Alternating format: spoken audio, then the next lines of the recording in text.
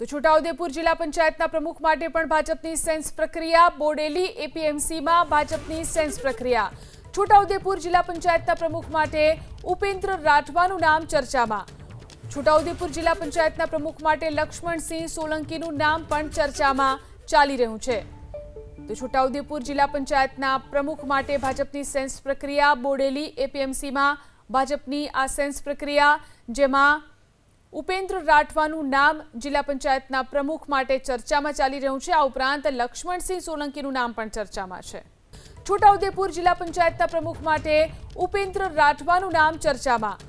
છોટાઉદેપુર જિલ્લા પંચાયતના પ્રમુખ માટે લક્ષ્મણસિંહ સોલંકીનું નામ પણ ચર્ચામાં ચાલી રહ્યું છે।